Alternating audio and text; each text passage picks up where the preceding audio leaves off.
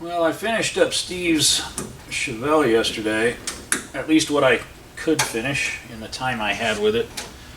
He came and picked it up last night. I got the alignment done on it, and we got a spare tire set up for it. And I ran out of time. I was working on that. I'm trying to get this car out of here today now. I was trying to get it out here yesterday. It came in for soft brake pedal. It was supposed to come in for an alignment, but the guy upgraded his brakes and then he could never get it to bleed out. So we started by bleeding the brakes, and right off the bat the back brakes bled, the front brakes did not. So I was like, okay, I suspect we have the incorrect brake proportioning valve. So we called up the gentleman. He's like, yeah, the proportioning valve's for disc drum. I'm like, okay, so we need a disc proportioning valve. Put that in, bled the brakes. Finally bled all the air out of the system, got a good pedal, and I go and drive it. I'm like, man, this thing feels like it doesn't have any vacuum assist. So we're looking at it, and lo and behold, we find 2 inches of free play in the pedal because the brake booster rod to the back of the master cylinder had a pretty good gap in it. So I modified the rod in the master cylinder, and that solved that problem, but it still didn't feel like it had any assist. So this car has a nice 383 small block in it, and it's got a pretty good cam, so it doesn't have any engine vacuum, and they have a vacuum assist on it for the brake power booster, and they're using a vacuum pump. The problem is this vacuum pump is not up to the task, and actually when I grabbed it yesterday, I almost got a 2nd degree burn. The thing was running so hot, and it wasn't pulling enough vacuum to really perform its vacuum assist duties. So we're going to switch it out for a unit we picked up last night. Looks like I've got a hardwired setup, so we will just hardwire the new one in. Let's take a look at our new pump, and I'll show you around this old Nova. It's actually a really nice car. Very glad that you guys bring us this stuff so that I can work on your toys and take them on test drives to find out what I like the best.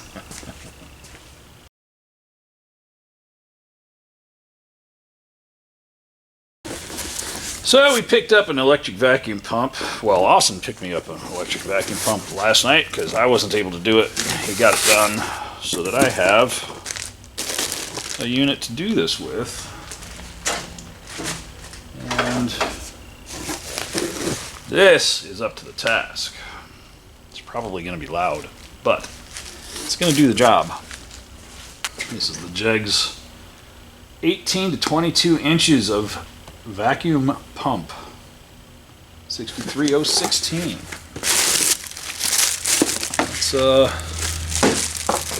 Let's make it happen. Now, unfortunately, this means I need to make a new mount. So it's not going to fit in the same place as the other one.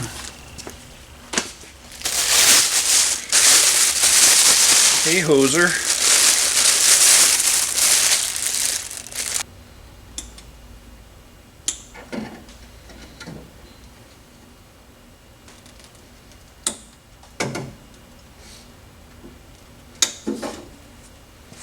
So this is a Hella, so this is like a Volvo probably. Pump for like wiper motors and other stuff like that. But like I said, it was cooking. It was super hot. It wasn't pulling enough inches for us to do what it needed to do. Well, that looks like a pretty good place to put it. I'm going to have to move his horns, though.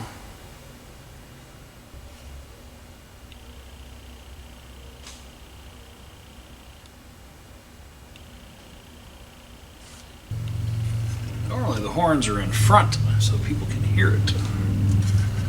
But, being that they're red, he probably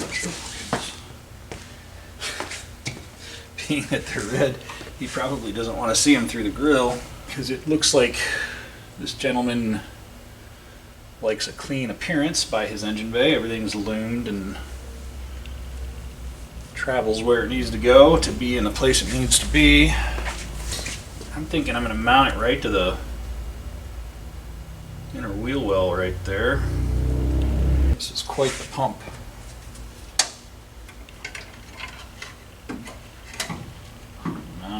there. You can clock this a different direction if you need to. It's not fun to do. So the vacuum switch must shut the pump off when it pulls enough vacuum, so then you won't actually hear the pump other than when you're on the brakes, perhaps. That would be cool. Let's see how this works. It does require wiring in a relay, a pressure switch into the line. So I'm going to mount the pump right there and we'll figure it out. I think that's the right course of action.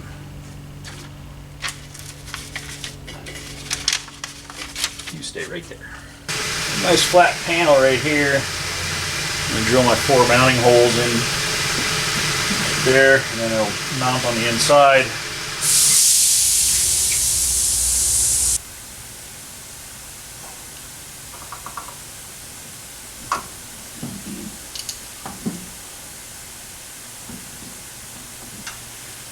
Check that with a tape measure. The directions did give us dimensions for those holes. It goes on rubber mounts anyway. It doesn't have to be exact, but we're going to get it close. 3 and 11/32, 1 and 15/16. We couldn't have made those like even numbers. Whew. Let's start with a hole and go from there. Well, when you're test fitting your position for this, make sure you put your rubber tabs on and make sure they're in there, because that really consumes a lot of space. So I'm going to put this in a little bit different place than I originally thought. It's going to be up a little higher and tucked into the fender a little bit. And it will work just fine. I want to mount it vertically just because of the way the weight carries on it. I think I found the spot I'm going to put it. Whew, it's already scorching in here. I need some water. I could turn the fans on, but then people would complain about background noise. Whatever.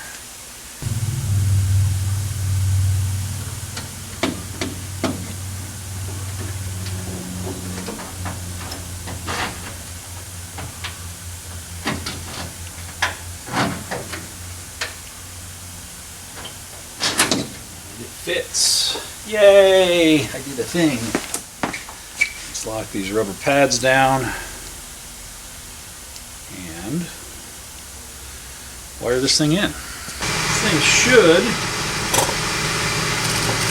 work, but it's not working the way it should. So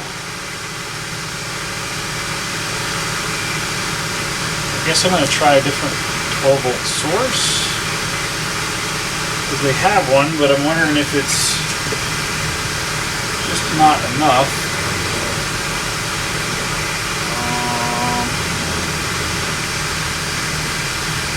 Grab my gator clips, we'll try something.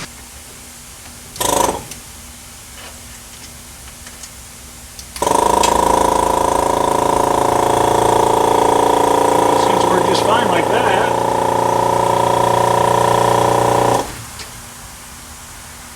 Makes me wonder about my switch.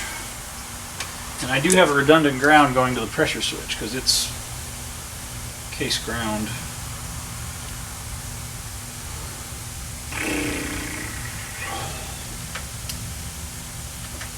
This is the kind of stuff that gets really annoying, actually.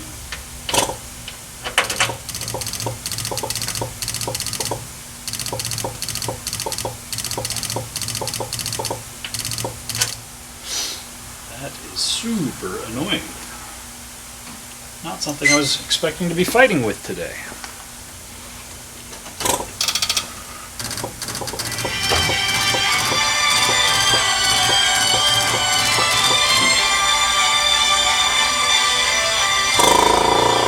I would say the vacuum switch is no good. So I guess I'll get a vacuum switch for it.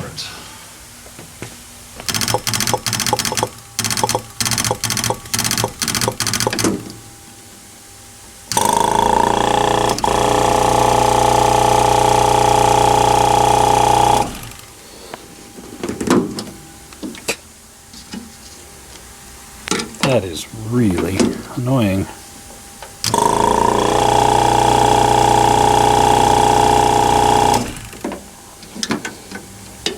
Alright, good to know. Now I swear, if it wasn't for bad luck, I would have no luck at all. Just verified that my switch is most likely my culprit. When I ground my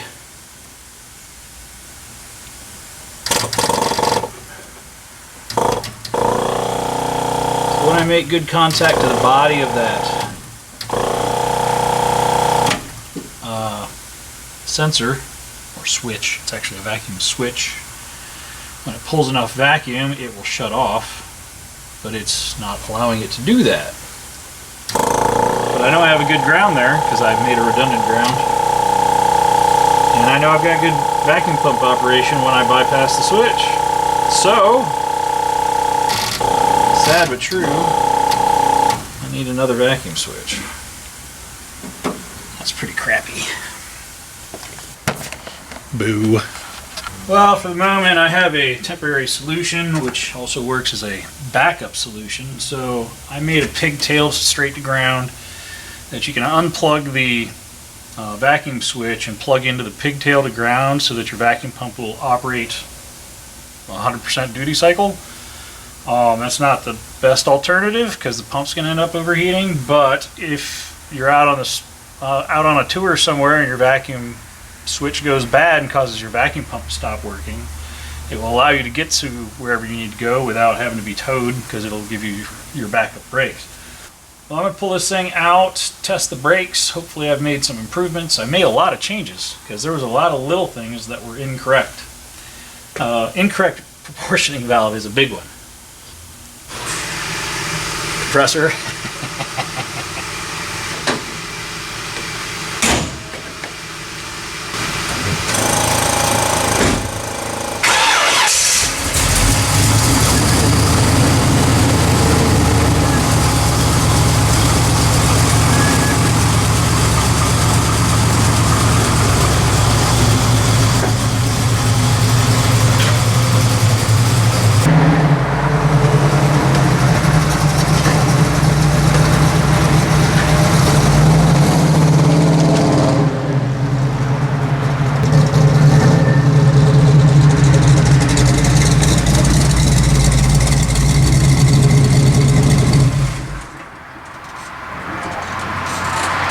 Brakes are still horrible in this thing.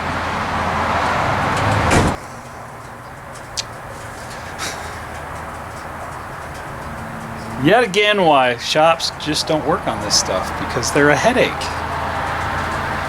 It's never easy to fix these things. Dang it. It's got a disc, master cylinder. It's got a disc proportioning valve. It's got all new stainless lines. It's got Baer Disc Brake conversion in the rear and a Baer Disc Brake conversion in the front. So the vacuum booster isn't either providing enough vacuum, but we know that problem is solved because we already had that problem. The new vacuum booster or vacuum pump should solve that. I resolved the issue with the push rod inside the master cylinder, so that's no longer a problem. So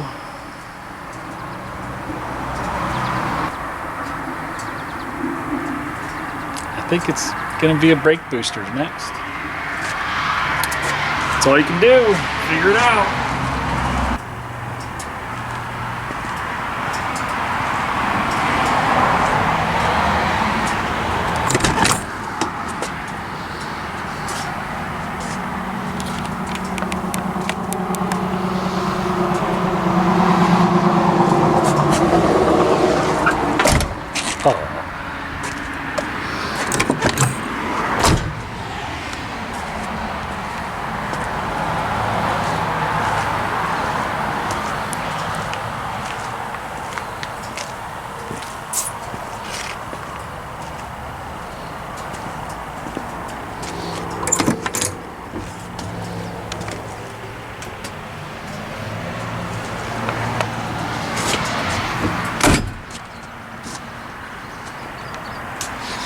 Looks like somebody did the old key scratch with the key set off to the side. It's always a bummer.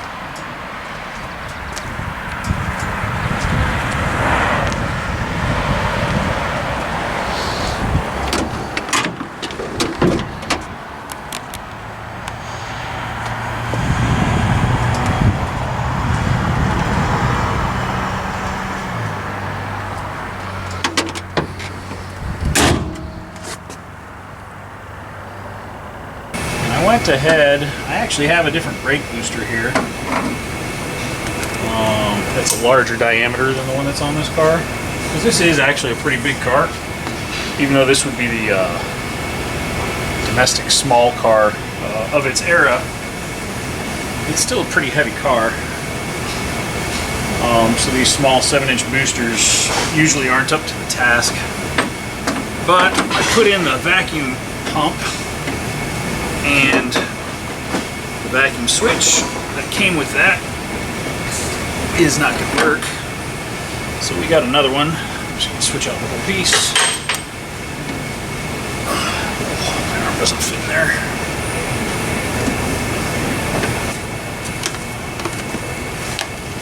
And I'm not doing this just to create drama for a TV show. This is legitimate frustration. So we're going to open this other kit.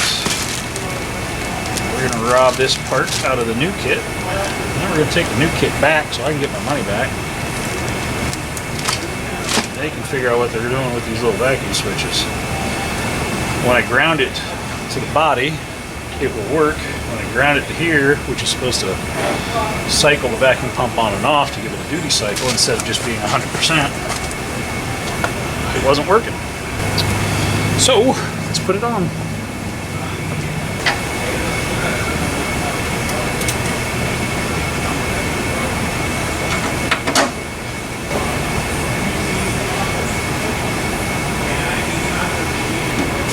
Hook my electrical feed up. I'm going to leave my jumper ground here in case we need it.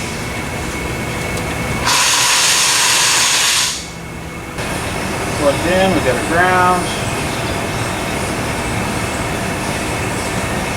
Ground's tight. Let's fire it up, see if it works.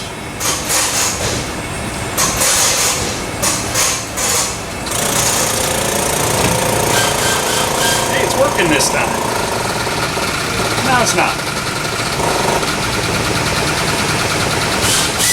Doesn't sound very healthy.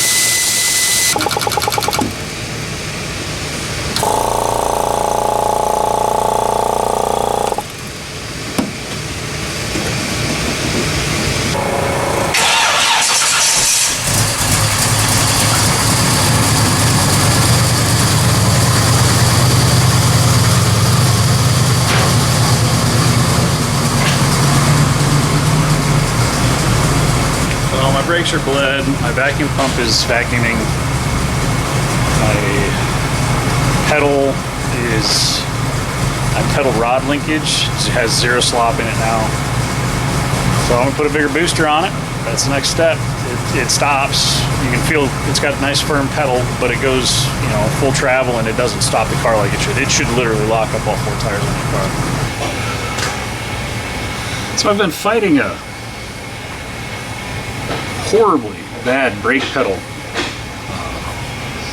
pressure issue on this car, and I was getting ready to change the power booster thinking maybe it was my problem, and now I really don't think that that's my problem. The new booster I have is identical. The booster holds vacuum, so in theory there's nothing wrong with the booster that's on the car, so there's no point in me putting another booster on it. There was a problem with the gap between the booster and the back of the master cylinder. That's been resolved. There was a problem with the vacuum pump not being, I mean, it was cooking itself. It was going to burn itself up, and it wasn't rated for the vacuum that we need in this. So that needed to be done. We bled the brakes. We put the correct proportioning valve in it. That needed to be done. Bled the brakes. After we put the right proportioning valve in it, we could get fluid out of the fronts, and we bled the system, and we thought we had a good pedal. But when you drive it, it just feels like bleh. So I'm sitting here and I'm like, I wonder if the park brake will hold the wheels. So I put the park brake on, and the parking brake won't even hold these wheels like in drive. And I'm like, all right, well there's something, I'm missing something. what am I missing? I come back here and start looking around, and these brake calipers, the park brake brackets are right up against the leaf spring, so this caliper can't slide this way at all. Because when your piston pushes this way, it pushes the caliper that way and makes your compressive force. With this bracket hard against this spring, these rear brakes aren't doing diddly back here. They're generating heat, which is weird, but it's probably mostly from the inboard pad pushing from this against the inboard pad, so it's probably just deflecting the rotor. So we're going to try and figure out if these are installed wrong or if there's a different bracket for this chassis. It wouldn't be a problem if it wasn't for these lift blocks. The lift blocks put this where it needs to be. So the lift blocks for ride height on this are what's causing our problem. Because the bleeders are in the right spots, so the calipers are installed correctly. So we have to figure out a creative solution for that. It's probably going to be drop leaf springs to run these calipers. Well, I'm going to verify my theory. And it does say in the directions, if you install one of these brake kits and you don't cycle the park brake or cycle the emergency brake, then you will never get a good pedal out of these because the fluid won't ratchet the piston out to where it needs to be. So I think my theory's right. I'm going to pull these blocks out, which is going to dramatically change the ride height in the back by about 2 inches. And I think that's going to be our solution. This one's been a real buster. Oh, wow, that guy's loose. So that's not even tight. That one's a little tight. I think I'm glad I'm taking these off. That one wasn't tight. That one wasn't tight. What's this side look like? Nothing.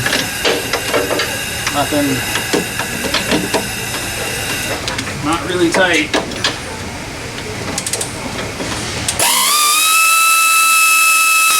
I usually don't do power tools on Nylox, but I think these guys are huffed anyway.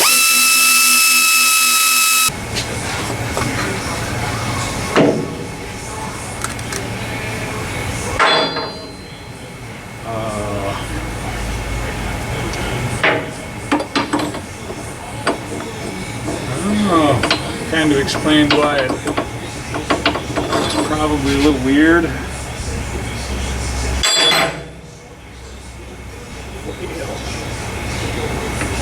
Over. What are you doing? No, I'm not going to be able to tighten these up because my socket's not deep enough. Making me work today. Do we want to just nut and bolt it? I think we do. Hey, look at that. My calipers have clearance now. Got clearance. Look right there. So we can do about a 3/4 inch drop slug. That's about it. I bet my brakes work now, though.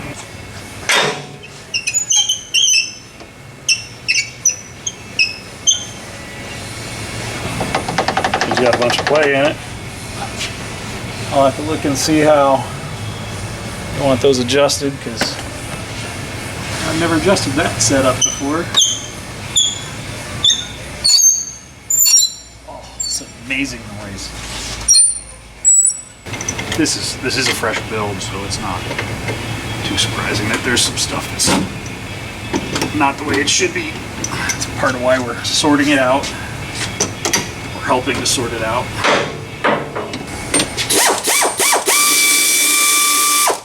Sometimes you just need a bigger tool.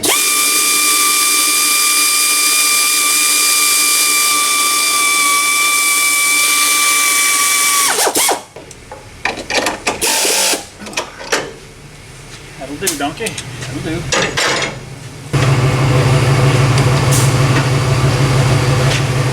Boy, I bet I have brakes now. You can see where the bracket was hitting. And now the caliper has room to move. That should be better. I wonder how they even got it in there.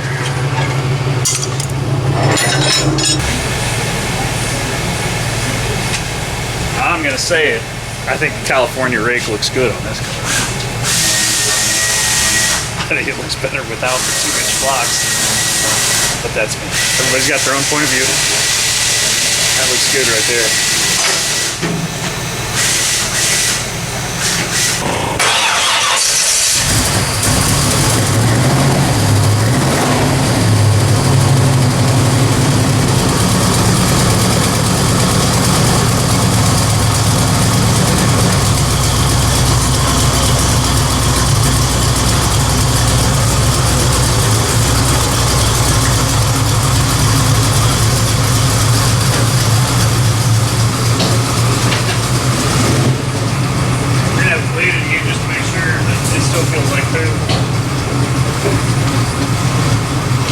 But they were definitely hitting. There's no question about it. Well, the Nova's back on the rack. We bled it again, and we still don't have good braking. So this is a Baer brake system. It uses early 90s-ish Corvette calipers, front and rear.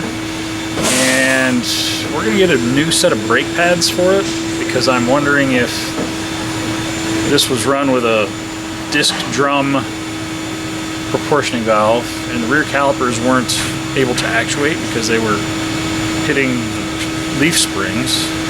I'm wondering if the brake pads got glazed and they're just not gripping. So we're going to try a different set of brake pads. The only other piece I haven't changed in this is the master cylinder and the brake booster, but they're both pushing fluid. The pedal feels firm. The vacuum booster holds vacuum, and I don't see it being bad. I don't see the master cylinder being bad.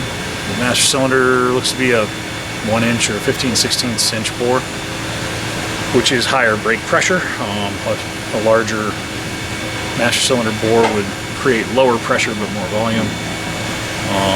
So I don't know. I don't know the answer to that. I got to call into Baer, and we're gonna bounce a couple of questions off them when they open, because they're like in Arizona, so only 4 hours, 3 hours behind us. So let's get it figured out. New brake pads it is.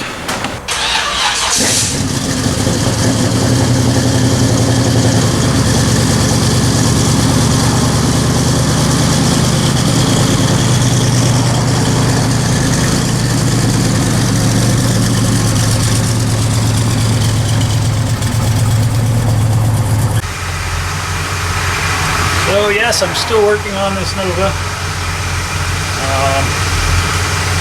Again, we get a hold of good people over at Baer Brake Systems yesterday, and we went through a few scenarios, and we measured the bore on the master cylinder, determined it to be a 1.125" master cylinder, so we're going to change that out for a 15/16 master cylinder. Should give us better braking pressure. People at Baer also recommend a 9-inch brake booster for this car. So that may be the next step. And at that point, we will have pretty much replaced every part on the brake system of this car. Or moved and relocated, because nothing on this car was installed correctly. Which is really frustrating. Brakes shouldn't be this hard to work on. Alright, so 15/16 master cylinders installed. We're going to drive this, see if that's better. We should have more pedal throw, but we will also have more brake line pressure because of the smaller diameter master cylinder. This had an 1.125" master cylinder in it, which is typically used with hydro boost. The 1 or 15/16 is typically used for manual brakes or vacuum assist brakes. We are in the lower hold position on the brake pedal, which is for power applications. The higher hold position on the brake pedal is typically for manual brake situations. So, the only thing left after this, if this doesn't solve our problem, or at least make it better, is going to the correct 9-inch diameter vacuum booster and before I do that, I will verify that our vacuum pump is pulling the proper vacuum. But the bore on the master cylinder was definitely an issue. So time to take it for another test drive.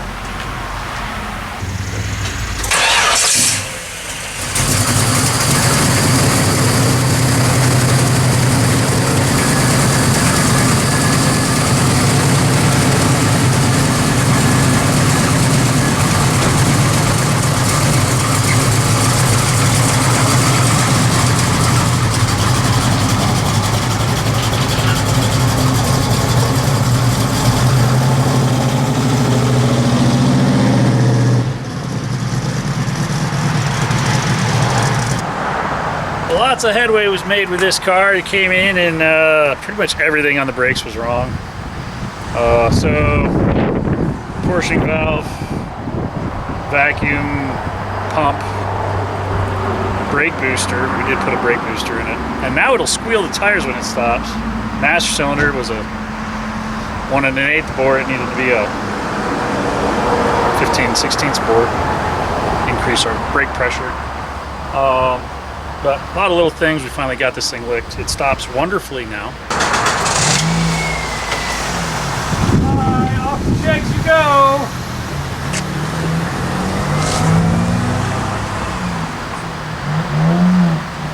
Alright, tragedy averted. Thought we had a equipment failure there. So anyway, car's fixed, it stops wonderfully. We'll see whatever else this fellow wants us to do. It was dripping coolant on my head while I was working on it. Found out the intake manifold bolts were loose, so I went ahead and tightened those up while we were in there.